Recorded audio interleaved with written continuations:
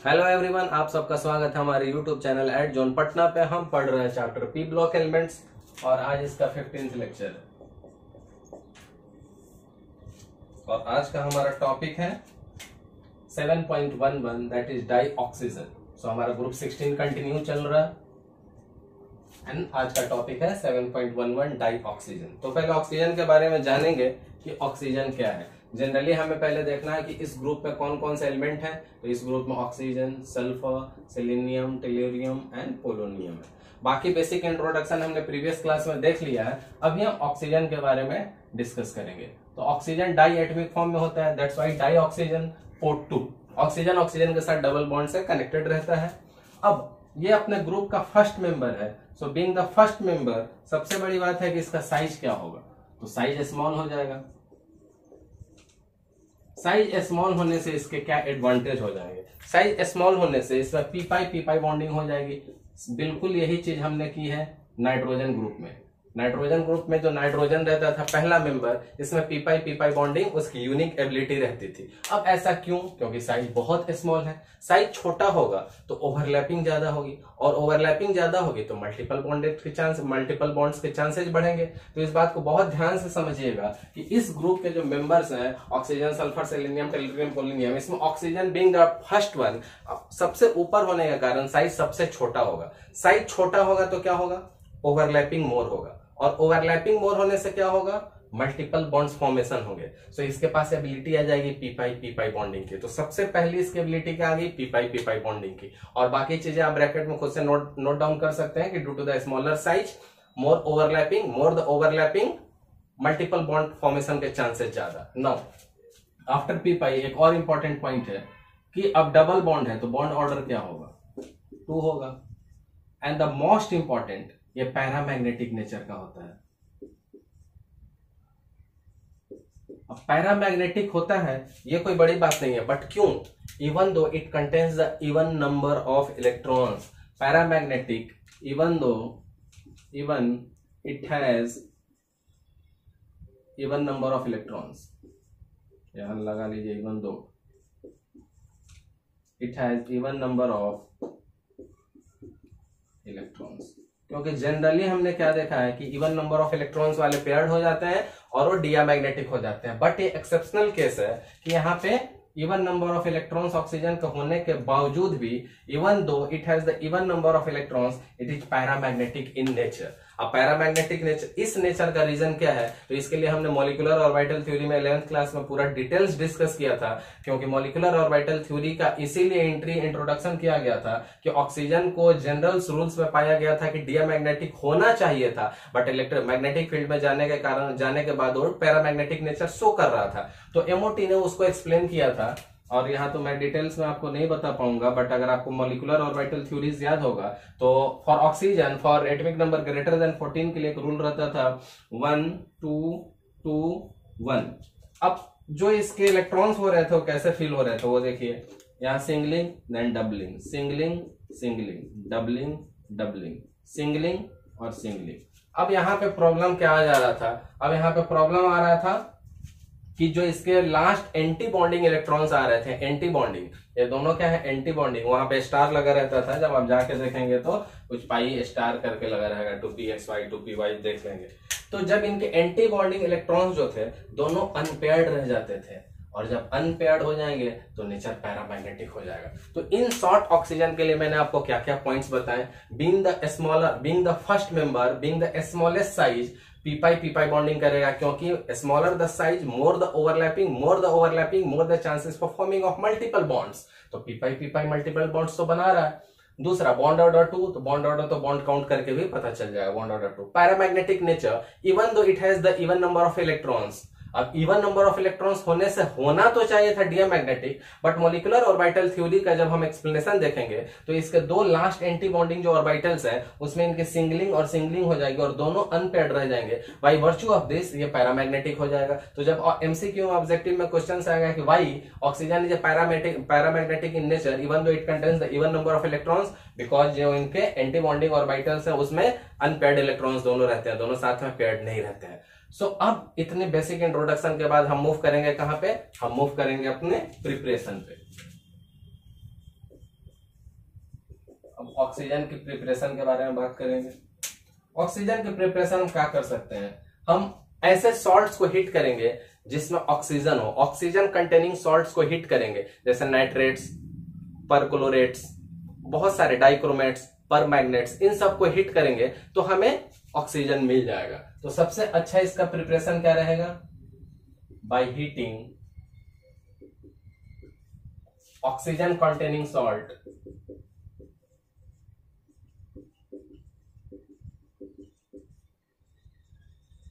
Oxygen containing salts, जैसे कि like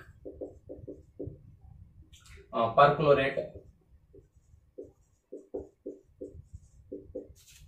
परमैग्नेट,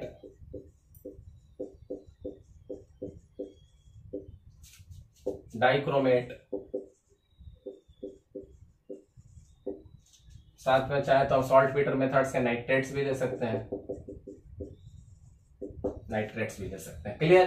तो अब हम जो प्रिपरेशन करने जा रहे हैं उस प्रिपरेशन में हमें ध्यान क्या रखना है कि हमें हीट करनी है ऑक्सीजन कंटेनिंग सॉल्ट्स की, बट वो सॉल्ट्स कौन कौन से होने चाहिए, पर क्लोरेट मत लीजिए, क्लोरेट्स लीजिए, क्लोरेट्स, परमैग्नेट, डाइक्रोमेट एंड नाइट्रेट्स। अब इनको हीट करके हम कैसे कैसे प्रिपरेशन करेंगे वो इक्वेशन में आपको दिखाता हूं। चलिए, so we are going to see the how we are going to prepare the oxygen by the method heating oxygen containing salts, जिसमें हम क्लोरेट लेंगे, परमैग्नेट, dichromate and nitrates one by one.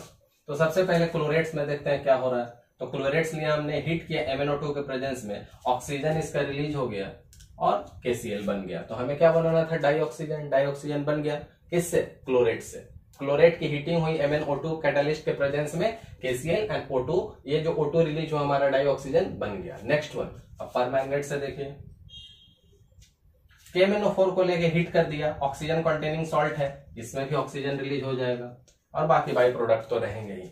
तो हमें क्या करना है, यही इसलिए ये हेडिंग बहुत इंपॉर्टेंट है, heating oxygen containing salts. Oxygen containing salt जब भी हीट होगा तो ऑक्सीजन तो रिलीज हो ही जाएगा। सेम चीज क्लोरेट्स में हुआ, सेम चीज परमैग्नेट में हुआ और सेम चीज डाइक्रोमेट में भी होगा। डाइक्रोमेट की भी जब हीटिंग होगी तो वही काम होगा, डाइक्रोमेट की हीटिंग होगी, हमारा ऑक्सीजन रिलीज हो जाएगा। और बाकी ये सारी चीजें मैंने आपको पहले एक्सप्लेन कर रखी है कि ये ऑरेंज कलर है, ग्रीन कलर है, सारी चीजें मल्टीपल टाइम्स आई हुई है, अगर आपको याद होगा तो डाइक्रोमेट भी हो गया। नाइट्रेट्स, नाइट्रेट्स में आप सॉल्ट पीटर मेथड का यूज कर सकते हैं। सॉल्ट पीटर मेथड क्या होता था, याद कीजिए, पहले NaNO3 लीजिए, NaNO3 को अगर हीट किया जाए तो क्या होगा, तो NaNO3 पहले NaNO2 और ऑक्सीजन गैस लिबरेट कर देगा। बैलेंसिंग फैक्टर देखिए, डन। तो यहाँ पे क्या कर रहा है, NaNO3 जो हमारा नाइट्रेट है वो नाइट्राइट एंड ऑक्सीजन लिबरेट कर देगा और हमारा काम हो जाएगा। सिमिलर यही रिएक्शन हम NaNO3 की जगह KNO3 का भी कर सकते थे। सिमिलर यही रिएक्शन हम चाहे तो KNO3 के लिए भी हीट कर देंगे। सेम रिएक्शन NaNO3 रिएक्ट करके NaNO2 देता था, KNO3 रिएक्ट करके KNO2 देगा और हमारा ऑक्सीजन गैस लिबरेट हो जाएगा। तो ये मेथड क्या रहा, आपको याद रहेगा, सॉल्ट पीटर वाला मेथड है। Child salt Peter, Indian salt Peter, बहुत बार मेथड पढ़ाया गया है, हर जगह पे पढ़ाया गया है। तो वन बाय वन हमने क्लोरेट्स के लिए देख लिया, परमैग्नेट्स के लिए देख लिया, डाइक्रोमेट्स के लिए देख लिया एंड नाइट्रेट्स के लिए सॉल्ट पीटर मेथड में देख लिया कि हम अगर नाइट्रेट्स को हिट करेंगे तो नाइट्राइट के साथ ऑक्सीजन गैस रिलीज हो जाएगा, चाहे वो सोडियम का हो या पोटेशियम का हो। अब द नेक्स्ट मेथड कौन सा रहेगा हमारा, नेक्स्ट मेथड रहेगा हमारा, हम हीटिंग कर देंगे ऑक्साइड्स की, हम हीटिंग कर देंगे थर्मल डिकम्पोजिशन। तो देखिए क्या आएगा, थर्मल, यहां लिख लें पहले मेथड कौन सा रहेगा, thermal decomposition of oxides, thermal decomposition, thermal decomposition of metal oxides. अब देखिए ये सारे रिएक्शन पढ़ाए हुए हैं, अब आपको पता चलेगा कि मैं क्यों पहले आपको बोलता था कि ध्यान दीजिए। ये देखिए 2Ag2O, Ag2O को बस हीट कर देना है, Ag2O को हीट करना है और देखिए क्या आएगा, Ag2O को बस हीट करना और क्या आ जाएगा Ag, यहाँ 2 का मल्टीप्लायर है तो 4 हो जाएगा और I think everything is balanced. अब ये रिएक्शन कहाँ आया था, एक और रिएक्शन देखेंगे तो आपको तुरंत के तुरंत याद आ जाएगा, HgO, और इसको भी हीट कर दीजिए, तो ये भी दे देगा हमको Hg+O2, और इसकी बैलेंसिंग अगर 2 से होगी, इसकी भी बैलेंसिंग 2 से होगी। यहाँ 2 था तो 4, यहाँ 2 था तो 2। नौ अब ये रिएक्शन कहां से, हर रिएक्शन का कनेक्शन मैं आपको बता सकता हूं कि ये जो हम थर्मल डिकम्पोजिशन करने जा रहे हैं, थर्मल डिकम्पोजिशन ऑफ मेटल के ऑक्साइड, ये सेम डिकम्पोजिशन जब हमने मेटलर्जी पढ़ा था मल्टीपल प्लेसेस पे यूज किया था, स्पेशली व्हेन जब इलिंगम डायग्राम इंट्रोड्यूस किया जा रहा था कि बहुत सारे मेटल्स के ऐसे ऑक्साइड होते हैं जो लो टेम्परेचर पे डिसोसिएट कर जाते हैं और इसीलिए इनको रिड्यूसिंग एजेंट की रिक्वायरमेंट नहीं होती है। बट बहुत सारे ऐसे ऑक्साइड्स भी रहते थे जो लो टेम्परेचर पे डिसोसिएट नहीं होते थे, that means to say they are getting dissociated at the high temperature, जहां जिंक ऑक्साइड का एग्जांपल लिया था। और हाई टेम्परेचर पे डिसोसिएट करना इकोनॉमिकली महंगा पड़ता था, इकोनॉमिकल नहीं रहता था, तो वहां पे हम रिड्यूसिंग एजेंट की एंट्री करते थे। यही दोनों रिएक्शन वहां हमने मल्टीपल टाइम्स, अगर आपने मेटलर्जी का लेक्चर अच्छे से देखा है तो ये दोनों रिएक्शन वहां मल्टीपल टाइम्स यूज किए गए थे। ये दोनों वो ऑक्साइड थे जो सिंपल हीटिंग से डिकम्पोज कर जाते थे, और जिंक वाला ऑक्साइड हाई टेम्परेचर पे होता था, तो सिंपल हीटिंग वाले में रिड्यूसिंग एजेंट नहीं लेते थे, जबकि जहां जिंक वाला ऑक्साइड आता था बहुत हाई टेम्परेचर की जरूरत पड़ती थी, वहां रिड्यूसिंग एजेंट डाल के उसी रिएक्शन को लो रिएक्शन पे परफॉर्म करा लेते थे। तो अगर आपने अच्छे से मेटलर्जी किया है तो ये रिएक्शन आपको अच्छे से याद आ जाएगा। नहीं तो एक और देख लीजिए Pb3O4 का, Pb3O4। अब अगर इसको हिट करेंगे तो फिर से वही बात है, Pb3O4 है तो Pb का ऑक्साइड तो रहेंगे ही, साथ में मेरा ऑक्सीजन मिल जाएगा। बैलेंसिंग फैक्टर इसका क्या होगा, 2, 2 3 जा 6, 6 and 2 8, करेक्ट। तो यहाँ सब में मुझे क्या मिल जा रहा है, ऑक्सीजन मिल जाएगा। बट डिपेंड ऑन सिचुएशन कि कौन सा यहाँ पे मेटल का ऑक्साइड होगा और कितनी हीटिंग करनी होगी। क्लियर है। तो हमने कौन कौन से मेथड से देख लिया, क्लोरेट मेथड से देख लिया, परमैग्नेट से देख लिया, डाइक्रोमेट से देख लिया, नाइट्रेट्स में NaNO3 सोडियम नाइट्रेट से भी देख लिया, KNO3 पोटेशियम से भी देख लिया, और नाइट्रेट्स को हिट करके नाइट्राइट बना लिया, थर्मल डिकम्पोजिशन भी देख लिया। अब नेक्स्ट हम क्या देखने जा रहे हैं, हाइड्रोजन पेरोक्साइड से। हाइड्रोजन पेरोक्साइड रेडियली डिकम्पोज कर जाता है वाटर एंड डाई ऑक्सीजन में, तो वो इक्वेशन देखेंगे हाइड्रोजन पेरोक्साइड वाला, हमारा H2O2 रहेगा और रेडियली डिकम्पोज कर जाएगा वाटर एंड ऑक्सीजन में। और इसकी बैलेंसिंग देखिए, 2 2 जा 4, 2 2 जा 4, 2 2 जा 4, 2 into 4, तो हमारा यहां से भी क्या निकल गया, ऑक्सीजन। बट इसके कंडीशंस क्या रहते हैं, यहाँ पे जो मेटल्स होता है फाइनली डिवाइडेड फॉर्म में होता है, और साथ में इसके कौन से कैटालिस्ट रहते हैं, MnO2 रहता है। तो मेटल्स इसकी कैसी रहती हैं, फाइनली डिवाइडेड मेटल रहता है, मतलब बहुत पतला बारीक सा पिसा हुआ। तो यहाँ जो फाइनली डिवाइडेड इसके मेटल्स है MnO2 के साथ रिएक्ट करके हमको क्या दे देते हैं, H2O रेडियली डिकम्पोज करके वाटर एंड ऑक्सीजन। तो हमारा मेन काम क्या था, ऑक्सीजन पाना, हमने पा लिया। The next one if we'll see, the next one will be kind of electrolysis. So इधर नोट कर देता हूं पहले, इलेक्ट्रोलाइसिस किसका, वाटर का, इलेक्ट्रोलाइसिस। इलेक्ट्रोलाइसिस 10th क्लास में भी पढ़ा हुआ है। इलेक्ट्रोलाइसिस अगर हम लोग वाटर का करेंगे तो इससे एक अच्छी बात होगी कि इससे लार्ज स्केल पे प्रोडक्शन होगा, इससे जो प्रोडक्शन होगा बड़े स्केल पे होगा, लार्ज स्केल पे। अब इसमें क्या होता है, इलेक्ट्रोलाइसिस बहुत बार पढ़ा हुआ है, ब्रेकडाउन करेंगे H+ OH- पे, एनोड पे एनायंस, कैथोड पे कैटायंस। तो जो एनोड होगा हमारा उस पे हमारा ऑक्सीजन बन जाएगा, और जो हमारा कैथोड होगा उस पे हमारा हाइड्रोजन चला जाएगा। चलिए अब जरा 1 by 1 इस सबको अच्छे से फिर से समझते हैं, और मैं चाह रहा हूं कि सब कुछ एक फ्रेम में आ जाए ताकि आपकी सारी प्रिपरेशन, लाइक हमने नाइट्रोजन में किया, अमोनिया में किया है, ताकि सारे प्रिपरेशन जब आपको रिवीजन का टाइम हो तो एक स्क्रीनशॉट में आपको मिल सके at the time of your examination, ताकि कोई अलग से 1 शॉट की जरूरत ना पड़े। तो वही कोशिश की जा रही है आपको, तो थोड़ा सा आप भी उसको एडजस्ट कीजिए। तो सबसे पहले हीटिंग ऑक्सीजन कंटेनिंग सॉल्ट्स किया, क्लोरेट लिया, हीट किया, MnO2 के प्रेजेंस में ऑक्सीजन रिलीज, परमैग्नेट लिया, हीट किया, ऑक्सीजन रिलीज, डाइक्रोमेट लिया, हीट किया, oxygen release, nitrates, salt Peter method, nitrates लिया, हीट किया, ऑक्सीजन रिलीज, ऑक्सीजन। इसलिए बार बार ये सारी चीजें बोल रहा हूं कि अगर एक लाइन सिर्फ माइंड में रहा कि ऑक्सीजन कंटेनिंग सॉल्ट्स कौन कौन से हैं, तो हीट करके आप एग्जाम में ये 4 इक्वेशन खुद से लिख सकते हैं। एटलीस्ट ये 3 लिखने के बाद, ये तो आपको सॉल्ट पीटर बहुत फेमस है, मैंने बहुत बार पढ़ाया हुआ है, तो NaNO3 और KNO3। Now the next one में ये कहां से मैंने इसको क्लब किया, जब मेटालर्जी पढ़ा रहा था वहां से, कि यही दोनों थे जो लो टेम्परेचर पे डिसोसिएट कर जाते थे, इसलिए इनमें रिड्यूसिंग एजेंट की रिक्वायरमेंट नहीं थी। जिंक वाला ऑक्साइड हाई टेम्परेचर पे रिक्वायर्ड था, वहां रिड्यूसिंग एजेंट की जरूरत थी। That's why selective reducing agent के लिए हमने लिंगम डायग्राम का यूज किया था, और रिड्यूसिंग एजेंट यूज करके सेम रिएक्शन को rather than the high temperature low temperature पे परफॉर्म करवा लिया था। और एक और एग्जांपल Pb3O4 का दे दिया है।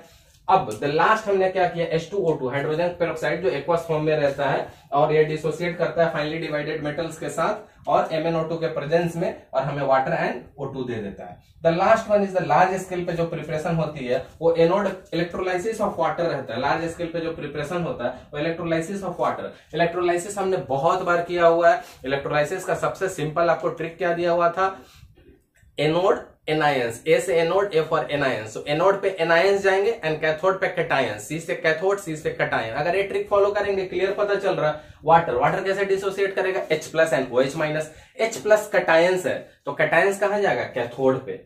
H प्लस कैटायन है तो कैथोड पे, वहां जाके कैथोड पे उसका रिडक्शन होगा और हाइड्रोजन गैस दे देगा।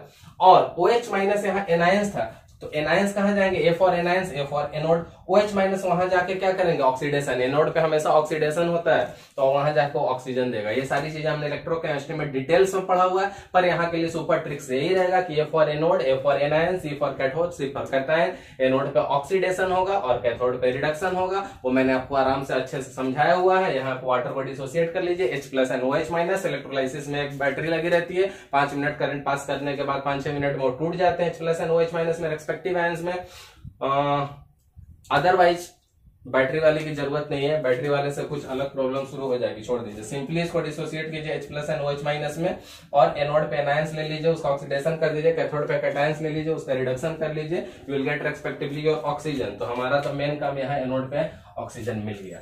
नाउ द लास्ट एक और मेथड अगर आपको याद होगा तो हमने इस मेथड को किया हुआ है नाइट्रोजन के प्रिपरेशन में। ये स्क्रीनशॉट ले लीजिए, this is very much important, क्योंकि अब जगह नहीं है, एक और प्रिपरेशन है, यहीं पे उसको लगा देना है। तो ऑक्सीजन यहाँ पे क्या रहता था, डबली बॉन्डेड रहता था, पी फर्स्ट मेंबर है, और छोटा साइज होने के कारण ज्यादा ओवरलैपिंग होती थी तो मल्टीपल बॉन्ड्स बनते थे, बॉन्ड ऑर्डर 2 थे। मॉलिक्यूलर ऑर्बिटल थ्योरीज के कारण लास्ट में उसके दोनों अनपेयर, इवन इनके पास इवन नंबर ऑफ इलेक्ट्रॉन्स थे, वो दोनों अनपेयर्ड रह जाते थे। By virtue of that, instead of being diamagnetic they are the paramagnetic in nature. It is very important question due to the unpaired electrons in the anti bonding जो उनके orbits आ रहे हैं। नाउ अब क्या कर रहा हूं मैं, सबसे लास्ट एक प्रिपरेशन ले रहा हूं, इंपॉर्टेंट वन। अब पहले इस पे बात कर लेता हूं लास्ट पे।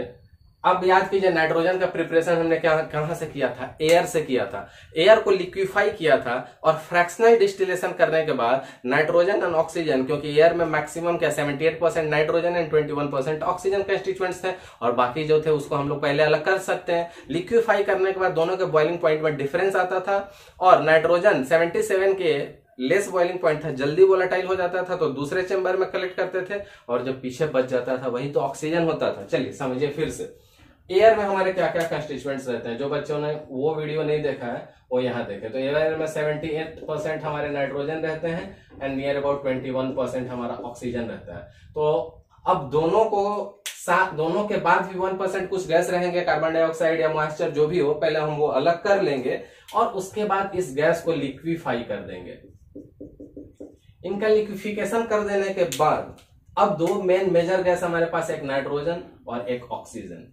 अब इन दोनों का बॉइलिंग पॉइंट हमें पता होना चाहिए। तो नाइट्रोजन का बॉइलिंग पॉइंट होता है नियर अबाउट 77 के, और ऑक्सीजन का नियर अबाउट 88 के, नियर अप्रॉक्स कभी कभी 90 के भी लिखते हैं, बट 88 के। सो नाइट्रोजन का बॉइलिंग पॉइंट 77 के है एंड ऑक्सीजन का 88 के है बॉइलिंग पॉइंट। तो बॉयल होने के लिए पहले लिक्विड फॉर्म में आना होगा, और एयर में तो गैसियस फॉर्म में थे। तो पहले मैंने एयर से इनके जो 1% इम्प्यूरिटी CO2 मॉइस्चर वो थे सारे निकाल लिए हुए हैं। अब ये 2 मेजर कंपोनेंट्स बचे हुए हैं, उनको लिक्विफाई करके अब लिक्विड स्टेट में ला दिया है। लिक्विड स्टेट में दोनों साथ साथ में है, दोनों को एक फ्लास्क में रख देंगे। जब दोनों को साथ साथ रख देंगे किसी भी कंटेनर में या राउंड बॉटम फ्लास्क में डाल देंगे, तो यहाँ पे नाइट्रोजन भी रहेगा एंड ऑक्सीजन भी रहेगा। नीचे से जब इसकी हीटिंग चालू कर देंगे तो हीटिंग चालू करने से क्या होगा, जिसकी बॉइलिंग पॉइंट लेस है वो जल्दी वोलेटाइल होना शुरू हो जाएगा। सपोज मैंने हीटिंग 80K पे अभी रखी हुई है, 80K पे 77 वाला उड़ना शुरू कर देगा, दैट मीन्स टू से नाइट्रोजन अब धीरे धीरे यहां से निकलना शुरू करेगा और अरेंजमेंट ऐसा बना रहेगा, पैक्ट अरेंजमेंट रहेगा। और इसको हम किसी पाइप के सहारे, किसी ट्यूब के सहारे, किसी दूसरे फ्लास्क में कंडेंस कर लेंगे, कलेक्ट कर लेंगे और ये सारा चीज सब कुछ पूरा बंद रहेगा ताकि हमको कहीं से वो रिलीज होकर उड़े नहीं, गैस है, ठीक है। तो यहां से जब 77 के हमें पता था नाइट्रोजन का बॉइलिंग पॉइंट, तो नियर अबाउट 77, 78, 80K तक मैंने हीट किया तो नाइट्रोजन वेपर बन के निकल के आके इधर जमा हो गया। अब यहां से उड़ के हमारा नाइट्रोजन कहाँ आ गया, नाइट्रोजन थोड़ी देर में वो ठंडा होगा फ्लास्क में और लिक्विड फॉर्म में हम उसको जमा कर लेंगे, तो नाइट्रोजन हमें यहाँ मिल गया। और जो पीछे छूट गया यहाँ सिर्फ और सिर्फ यही तो ऑक्सीजन है, और यही ऑक्सीजन तो प्रिपरेशन पढ़ रहे हैं हम लोग, तो यहाँ से हमें क्या मिल जाएगा, ऑक्सीजन मिल जाएगा। क्लियर है, ऑक्सीजन मिल जाएगा हमें। नाइट्रोजन जब चला जाएगा और दो ही कंपोनेंट थे तो बच कौन सा जाएगा, ऑक्सीजन। सो कैसे पता चलेगा, इसके बारे में आपको एग्जाम में कैसे लिखना पड़ेगा कि बाय द पहले liquefaction of the air followed by the fractional distillation. अब since there is a difference between the boiling point, so we can separate it by their fractional distillation. अगर नाइट्रोजन का preparation रहता है तो इस flask से content collect करते हैं, और ऑक्सीजन का है तो जब सारा नाइट्रोजन उड़ जाएगा तो राउंड बॉटम फ्लास्क में पीछे ऑक्सीजन ही रह जाएगा। So with this we have done the all the preparations regarding this dioxygen. Clear. अब एक इंपॉर्टेंट पॉइंट ये रह गया कि ये हमारा जो प्रिपरेशन था वो तो नॉर्मल था, यहां से जो प्रिपरेशन किया हमने वो हमारा मेटल ऑक्साइड्स वाला था। ये वाला मेथड हमने लार्ज स्केल के लिए लिया है और ये वाला मेथड हमारे लिए इंडस्ट्रियली काम आएगा। सो फटाफट स्क्रीनशॉट लीजिए जल्द से जल्द, ताकि वन स्क्रीनशॉट में आपका वन फ्रेम में सारे प्रिपरेशन हो जाए ऑक्सीजन के। सो आई गेस आपने स्क्रीनशॉट ले लिया है, सारे ऑक्सीजन के सारे प्रिपरेशन बिल्कुल आपके सामने क्लियर है। याद करने का ट्रिक एकदम अच्छा है, क्लोरेट से, परमैंगनेट से, डाइक्रोमेट से, नाइट्रेट से। नाइट्रेट से हमारे पास चाइल्ड सॉल्ट पेटर, इंडियन सॉल्ट पेटर दोनों है, और बस ये ब्लू लाइन याद रखनी है कि हीट करनी है ऐसे सॉल्ट को जिसमें ऑक्सीजन हो। चाहिए ऑक्सीजन तो ऑक्सीजन वाले सॉल्ट को हीट कीजिए। उसके बाद भी ये अच्छा है, मेटालर्जी वाला है, जो दोनों हीट करने से काम चल जाते थे, रिड्यूसिंग एजेंट की जरूरत नहीं पड़ती थी। और उसी में एक आगे कनेक्ट किया हमने H2O2 को फाइनली डिवाइडेड मेटल के साथ MnO2 में डालिए, रेडियली तुरंत डिकम्पोज कर जाएगा वाटर एंड ऑक्सीजन में। लार्ज स्केल के लिए इलेक्ट्रोलाइसिस कीजिए वाटर का, एनोड पे ऑक्सीजन, कैथोड पे हाइड्रोजन, बट हमारा काम यहीं से हो जाएगा। और द लास्ट वन इंडस्ट्रियल में एयर को लिक्विफाई कीजिए, fractional distillation depend on the boiling point, जो पीछे रह जाएगा वो हमारा ऑक्सीजन हो जाएगा। So with this we have done the preparation of oxygen. I will rub it and will move further. So now we are moving for the physical properties. About the physical properties, oxygen है तो oxygen हवा में है, हम उसको ना देख सकते हैं, ना सूंघ सकते हैं, ना उसमें कोई कलर है, दैट मीन्स टू से कलरलेस, ओडरलेस एंड टेस्टलेस। तो ये तो हम फिजिकल एक्सपीरियंस पे देख सकते हैं, हमारे आंख के सामने अभी ऑक्सीजन है, बट ना मैं उसको देख पा रहा हूँ, ना मैं उसको सूंघ पा रहा हूँ, ना मैं उसका टेस्ट कर पा रहा हूँ। ये बहुत सिंपल है। सॉल्युबल इन वाटर है, ये चीजें हमने पढ़ी हुई है जब हम सॉल्यूशन चैप्टर पढ़ रहे थे, वहां पे एक लाइन आया था सॉल्यूशन चैप्टर में कि many gases dissolve in oxygen many gases dissolve in water but oxygen dissolve in A less extent. और वही लेस एक्सटेंट जो रहता था वो एक्वेटिक एनिमल्स के लिए यूजफुल होता था। जो मछलियां हैं या जितने भी एक्वेटिक्स एनिमल्स हैं, वो अगर उसमें वाटर में ये ऑक्सीजन डिसॉल्व नहीं रहे तो कैसे सांस लेंगे, वो हवा में आके तो सांस लेंगे नहीं। इसका मतलब है कि अगर एक्वेटिक एनिमल्स पानी के अंदर सर्वाइव कर रहे हैं तो वहां पे ऑक्सीजन डिसॉल्व है। The next one, it can liquefy under the high pressure. High pressure करेंगे तो लिक्विफाई करेगा। Now actually dioxygen gas है, तो गैस को जब भी हाई प्रेशर में डालेंगे तो क्या होगा, लिक्विफाई करेगा। लिक्विफाई कितने डिग्री पे करेगा, केल्विन पे, 90 केल्विन। और फ्रीज कितने पे करेगा, 55 के। तो फिजिकल प्रॉपर्टीज में बहुत सारी प्रॉपर्टीज आपको माइंड में विद प्रैक्टिस रखनी ही पड़ेगी, अदरवाइज मुश्किल हो जाएगा। It is not a chemical property कि आप रिएक्शन करा के लिख देंगे कि ऑक्सीजन से रिएक्ट करेगा तो ऑक्साइड बनेगा, हेलोजन से करेगा तो हैलाइड बनेगा। ये तो ऑक्सीजन है, वेरी कॉमन सी चीज है, हम सांस ले रहे हैं तो थोड़ा ईजी है। कोई और चीज रहे, ओजोन हमने नहीं देखा है तो मुश्किल होगी। तो फिजिकल प्रॉपर्टीज में माइंड ज्यादा यूज करना नहीं रहता है, जो चीजें आंख से दिख जाए या अपने प्रैक्टिस को उसको बाय हार्ट करे। तो लिक्विफाइज किया जाएगा 90 के पे, फ्रीज करते हैं 55 के पे। इसके 3 स्टेबल आइसोटोप्स होते हैं ऑक्सीजन के, 16, 17 एंड 18। एंड ये पैरामैग्नेटिक होता है in spite of having the even number of electrons. या मॉलिक्यूलर ऑर्बिटल थ्योरी से मैंने क्लियर कर दिया था कि अपर में सबसे ऊपर में एंटी बॉन्डिंग ऑर्बिटल्स में दोनों सिंगलिंग हो जाते थे, दोनों अनपेयर्ड रहते थे, इसलिए पैरामैग्नेटिक होता था। ये बहुत ही इंपॉर्टेंट क्वेश्चन है, बहुत ही इंपॉर्टेंट क्वेश्चन है। क्लियर? सो फिजिकल प्रॉपर्टी में कुछ ज्यादा नहीं, बस इतना ही। Will rub it and will move for the chemical properties. So after the physical property, now we are moving for chemical properties. Chemical properties के रिएक्शन मैंने पहले लिख दिए हैं और आपको एक ऐसा ट्रिक बताऊंगा कि सारे चीजें एक बार में क्लियर हो जाएगी। जरा ध्यान से देखें। सबसे पहले हम पढ़ रहे हैं केमिकल प्रॉपर्टीज ऑक्सीजन का। तो सबको पता है कि oxygen is a supporter of combustion. बिना ऑक्सीजन के तो आग लग ही नहीं सकती है। तो ये ऑक्सीजन सपोर्ट करता है जलाने में, लेकिन खुद नहीं जलता है, does not catch a self fire. ये तो हम 10th क्लास में ही पढ़ते आ रहे हैं, H2+O2 वाटर। तो H2 आग लगाता है, O2 सपोर्ट करता है और H2O जो पानी बना आग बुझाता है। तीनों के नेचर अलग होते हैं। तो ये खुद आग लगाने में सपोर्ट करता है। इनफैक्ट विदाउट ऑक्सीजन कंबशन होना पॉसिबल नहीं है and it does not catch a self fire. तो आग तो लगाता है लेकिन खुद आग में जलता नहीं है। पहला रिएक्शन इसका मेटल्स के साथ। तो अगर मेटल ऑक्सीजन से रिएक्शन करेंगे तो उनके रेस्पेक्टिव ऑक्साइड ही तो बनेंगे। मेटल अगर रिएक्शन करेंगे ऑक्सीजन से तो रेस्पेक्टिव ऑक्साइड बनेंगे। तो देखिए ये जो शुरू के 3 ये हैं, ये हमारे थोड़े रिएक्टिव मेटल है, सोडियम, कैल्शियम, मैग्नीशियम। तो थोड़ी इनकी रिएक्टिविटी ठीक ठाक है, रिएक्टिविटी इनकी अच्छी है। अच्छी रिएक्टिविटी है तो विदाउट हीटिंग रेस्पेक्टिव ऑक्साइड में कन्वर्ट कर रहे हैं। यही ट्रिक है इसका। रिएक्टिव मेटल्स के साथ जब ऑक्सीजन रिएक्ट करेगा तो रूम टेम्परेचर पे ही अपने रेस्पेक्टिव ऑक्साइड में कन्वर्ट कर जाएगा। तो सोडियम रिएक्टिव 1 ऑक्सीजन के साथ सोडियम का ऑक्साइड, कैल्शियम रिएक्टिव 1 कैल्शियम का ऑक्साइड, मैग्नीशियम रिएक्टिव 1 मैग्नीशियम का ऑक्साइड। कोई हीटिंग की जरूरत नहीं पड़ी। अब थोड़ी जिनकी रिएक्टिविटी मॉडरेट है या विथ रेस्पेक्ट टू इसके लो है, तो वहां पे क्या कर रहा है? देखिए एल्युमिनियम ऑक्सीजन से रिएक्ट तो कर रहा है और एल्युमिनियम का ऑक्साइड भी दे रहा है, respective oxide. In the similar fashion iron oxygen से रिएक्ट करके आयरन का ऑक्साइड दे रहा है, बट इनको हीट करना पड़ रहा है। अदरवाइज आयरन को ऑक्सीजन के साथ रिएक्शन करने में काफी ज्यादा टाइम लग जाएगा। तो इन शॉर्ट यहाँ ट्रिक क्या रहा कि जो भी हमारा यहाँ मेटल होगा अगर ऑक्सीजन से रिएक्ट करेगा तो बनना तो रेस्पेक्टिव ऑक्साइड ही है, बट अगर वो हाई रिएक्टिविटी सीरीज से है तो रूम टेम्परेचर पे रिएक्टिविटी कम है तो हीटिंग, और रिएक्टिविटी लो होगी तो मोर हीटिंग, स्ट्रॉन्ग हीटिंग होते जाएगी। क्लियर? दूसरा reaction with the non metal. तो मेटल के ऑक्साइड बने हैं तो नॉन मेटल के भी तो रेस्पेक्टिव उनका ऑक्साइड ही बनेंगे, देयर इज नो डाउट। तो बनना तो इनके रेस्पेक्टिव ऑक्साइड ही है, ये रेस्पेक्टिव है, respective oxide. So non metal में हाइड्रोजन लिया ऑक्सीजन के साथ वाटर, नाइट्रोजन लिया ऑक्सीजन के साथ। अब नॉन मेटल में थोड़ी हीटिंग करनी पड़ेगी तो NO, सल्फर लिया तो SO2, कार्बन लिया तो CO2। दैट मीन्स टू से मेटल लो या नॉन मेटल लो बनना उनके रेस्पेक्टिव ऑक्साइड ही है। तो things are very clear. Either we are going to take metal with oxygen, metal oxide, non metal with oxygen, non metal oxide. But conditions उनके reactivity पे depend करेंगे कि ये रिएक्शन लेस टेम्परेचर पे होगा, हाई पे होगा, मॉडरेट पे होगा, हाई पे होगा। रूम टेम्परेचर पे होने के लिए आपकी रिएक्टिविटी हाई होनी चाहिए, आप मॉडरेट है तो मॉडरेट हीटिंग, और अगर आपकी रिएक्टिविटी लो है तो स्ट्रॉन्ग हीटिंग की जरूरत पड़ेगी। मान ली this heating conditions are required. और by seeing this heating condition in class 10th also we have discussed the reactions कि अगर किसी मेटल को हाई हीट, स्ट्रांगली हीट करने पे रिएक्ट कर रहा है, दैट मींस उसे इसकी रिएक्टिविटी कम है। मॉडरेट रिएक्ट करने पे अगर रिएक्ट कर रहा है इसका मतलब मॉडरेट रिएक्टिविटी है, और विदाउट हीटिंग रिएक्ट कर रहा है दैट मींस उसे रिएक्टिविटी हाई है। तो वाइस वर्सा भी हम कंक्लूड कर सकते हैं and we have done in class 10th also. So after the reaction with the metals and after the reaction of non-metals, now we'll proceed further for reaction with the compounds. ये थोड़ा interesting है। देखिए NO O2 के साथ reaction करके NO2 दे देगा। ये हमने नॉक्स में पढ़ा था, नाइट्रोजन के जब ऑक्साइड कर रहे थे तो उसके ट्रिक्स जब मैंने बताया था तो इसके भी यूज किए थे हमने।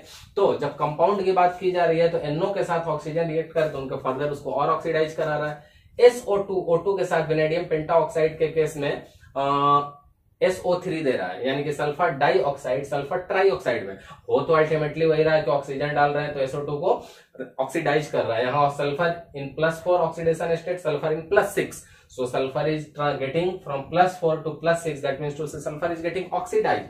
so ऑक्सीजन से रिएक्शन करेंगे तो ऑक्सीडेशन तो ऑक्सीडाइज तो होगा ही, so ऑक्सीडेशन नंबर तो बढ़ना ही है। बट इंपॉर्टेंट पॉइंट है कि हमारा कॉन्टेक्ट प्रोसेस है। कौन सा प्रोसेस है?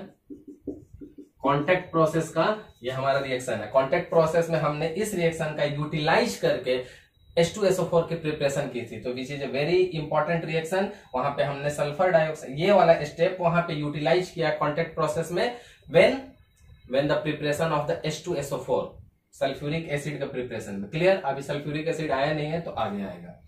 ये प्रिपरेशन हमने पहले कर लिया। अमोनिया का ऑक्सीडेशन कर रहे हैं, प्लेटिनम रोडियम गेज, अगर आपको याद होगा तो लो टेम्परेचर हाई प्रेशर। ये रिएक्शन हमारा क्या है? ओस्टवाल्ड प्रोसेस है। ये हमने ना यूज किया हुआ HNO3 के प्रिपरेशन में। तो ये हमारा ओस्टवाल्ड प्रोसेस है।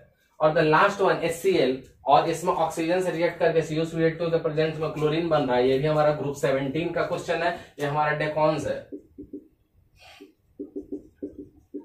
डेकॉन्स प्रोसेस है। तो सारे प्रोसेस है बहुत ही इंपॉर्टेंट, और इस सारे के सारे एग्जाम में आने के बहुत चांसेज हैं। बट द अनफॉर्चुनेटली हमारे सिलेबस को ऐसे डिजाइन किया गया कि ये हमने नाइट्रोजन का ऑक्साइड में पढ़ लिया है, और ये हमने अभी इस ग्रुप में हमें पढ़ना है H2SO4 को बनाने के लिए कॉन्टैक्ट प्रोसेस में। ये नेक्स्ट ग्रुप, ये हमने पहले पढ़ लिया है जब हमने ओस्टवाल्ड में HNO3 बनाया था। ये कहां पे पढ़ा है? नाइट्रोजन का ऑक्साइड के लिए पढ़ा है। ये कब पढ़ेंगे? इसी ग्रुप में जब हम H2SO4 का फॉर्मेशन करेंगे, यानी इसकी मैन्युफैक्चरिंग करेंगे H2SO4 की कॉन्टैक्ट प्रोसेस से। ये कहां पढ़ा है? जब हम HNO3 का प्रिपरेशन कर रहे थे नाइट्रिक एसिड का बाय द ओस्टवाल्ड मेथड। और ये कहां पढ़ेंगे? डेकॉन्स प्रोसेस में, जब हम क्लोरीन की प्रिपरेशन पढ़ेंगे, that means to say group 17। So all this reactions are very important because सब नेम रिएक्शन से कनेक्टेड है। कॉन्टैक्ट प्रोसेस से, ओस्टवाल्ड से, डेकॉन से, कॉन्टैक्ट ग्रुप 16 में H2SO4 में, ये हम पहले पढ़ चुके हैं। ग्रुप 15 में नाइट्रिक एसिड में HNO3, और ये हमारा ग्रुप 17 में आएगा डेकॉन्स में। Now the last one, reaction with the hydrocarbon. अब हाइड्रोकार्बन के साथ रिएक्शन ऑक्सीजन का होगा तो क्या होगा? Burning, combustion. हाइड्रोकार्बन तो ऐसे एज ए फ्यूल रहता है, और इसमें ऑक्सीजन से रिएक्शन, तो ऑक्सीजन उसको क्या करेगा? सपोर्टर ऑफ कंबसन है, आग लगा देगा। और किसी भी चीज में आग लगेगी, product is fix, CO2 H2O and heat, CO2 H2O and heat. आग दुनिया के किसी भी चीज में लगे तो what is the difference between the oxidation and combustion? अगर ऑक्सीडेशन होता है in presence of oxygen, so every time we change the reactant, product should be the different. बहुत ध्यान से देखिएगा, ट्रिक क्या है यहाँ पे। What is the difference between oxidation and combustion? Because oxidation also occur in presence of oxygen and combustion also occurs in presence of oxygen. But कैसे identify कर पाएंगे? अगर ये ऑक्सीडेशन रहता तो यहाँ reactant change, different product, reactant change उसके according product. That means to say oxidation of X is something else and oxidation of Y is something else, but in combustion whether you are going to burn X और Y different things, but product is always same. किसी भी चीज को जलाओ, bench को जलाओ या desk को जलाओ, वही आएगा, धुआं, CO2, पानी एंड हीट रिलीज होगी। क्योंकि रिएक्शन क्या हो रहा है हमारा? एक्सोथर्मिक। कभी भी आग लगेगी तो रिएक्शन एक्सोथर्मिक होगा, हीट निकलेगी, रिलीज होगी तो हमारा लॉस होगा, तो नेगेटिव टेम्परेचर। हीट रिलीज होगी तो नेगेटिव, डेल्टा H नेगेटिव। क्यों? क्योंकि लॉस हो रहा है, तो लॉस ऑफ हीट नेगेटिव। अगर मैंने एंडोथर्मिक रिएक्शन है, सनलाइट दिया, फोटोसिंथेसिस, तब हीट में एडिशन हो रहा है, तब पॉजिटिव, बट यहाँ delta H negative. That means to say reaction is exothermic. So I think मैंने केमिकल प्रॉपर्टीज ऑक्सीजन की बहुत अच्छे से समझा दी है। मेटल्स के साथ रिस्पेक्टिव ऑक्साइड, नॉन मेटल के साथ उनके respective oxide, depend on your reactivity, temperature ranges very.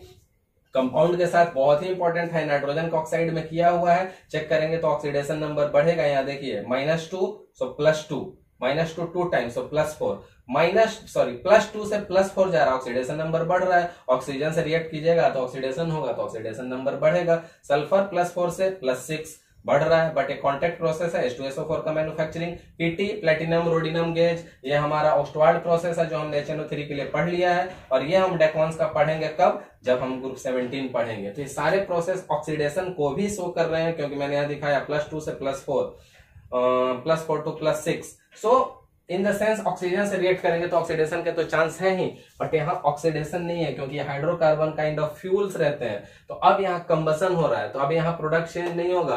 What ever you are going to burn any hydrocarbon, product will be same, CO2 H2O and heat will release, so delta is negative. That means to say process is the exothermic. So with this we have done the chemical properties. Now we'll rub it off. We'll go to the last section, that is the uses. So moving for our last section, that is the uses of the dioxygen. तो dioxygen सबसे पहले क्या है हमारा? Oxy acetylene flame. Oxy acetylene flame हमने पढ़ा हुआ है, वेल्डिंग पर्पसेज में यूज किया जाता है, बहुत हाईली एक्सोथर्मिक होता है। मेटलर्जी में भी एक जगह इसका यूज हमने पढ़ा था, थर्माइट वेल्डिंग प्रोसेस में, अगर आपको याद होगा तो। In general oxy acetylene flame जब भी आपको याद आए तो आप याद रखेंगे कि वेल्डिंग पर्पस, डोमेस्टिक जो ग्रिल्स बनते हैं, डोर्स बनते हैं मेटल्स के, तो इसी से वेल्डिंग की जाती है क्योंकि हाईली एक्सोथर्मिक नेचर होता है। बहुत सारे मेटलर्जिकल प्रोसेस में यूज होता है, हमने मेटलर्जी में भी देखा हुआ है। है इम्प्यूरिटीज को रिमूव करने के लिए। Essential for life support system, तो रेस्पिरेशन में तो होता ही, हम सांस ले रहे हैं तो लाइफ सपोर्ट सिस्टम के लिए तो बहुत जरूरी है, सांस ले रहे हैं आजकल तो हॉस्पिटल में सिलेंडर्स के फॉर्म में भी रिक्वायर हो गया है। नाउ कंबसन ऑफ फ्यूल्स, बिना ऑक्सीजन का भी हमने देखा था कि आग भी नहीं लगेगी, तो हाइड्रोजन इन लिक्विड ऑक्सीजन जब डालते हैं तो ये बहुत हाई थ्रस्ट रॉकेट को देता है, जिससे रॉकेट ऊपर जाएगा, तो कंबसन में तो सपोर्ट करना इसकी खूबी ही है। इंपॉर्टेंट वन, लिक्विड ऑक्सीजन को जब फाइनली डिवाइडेड कार्बन के साथ मिक्स कर देते हैं तो एक्सप्लोसिव हो जाता है, काइंड ऑफ डायनामाइट, और ये इसका यूज होता है कोल माइंस में। कोल माइंस में उस डायनामाइट का यूज करके जो बड़े बड़े रॉकी, उनके जो कोल्स के बड़े बड़े ब्लॉक्स रहते हैं उनको स्मॉलर फ्रेगमेंट्स में तोड़ लेंगे। क्लियर है? तो kind of oxyacetylene flame for welding purpose, metallurgy में इंप्यूरिटी रिमूव करने के लिए, लाइफ सपोर्ट सिस्टम, रेस्पिरेशन के लिए, कंबसन ऑफ फ्यूल के लिए तो बहुत ही इसेंशियल है। और liquid oxygen finally divided carbon के साथ डायनामाइट। और एक और चीज लिख सकते हैं, ऑक्सीजन है तो जहां जाके जिसके साथ रिएक्ट करेगा उसको ऑक्सीडाइज कराएगा, तो एज ए ऑक्सीडाइजिंग एजेंट। तो बहुत सारे लैब रिएजेंट, बहुत सारे इसके यूजेस हैं ऑक्सीजन, तो डेली लाइफ में हम देख रहे हैं, तो आप इसका कॉमन सेंस से भी आप इसके यूजेस को लिख सकते हैं। सो विद दिस आज के लिए बस इतना ही। With this we have finished the today's lecture. और आप अच्छे से पढ़ते रहिए, जल्दी मिलेंगे नेक्स्ट लेक्चर में। Until then take care, bye bye.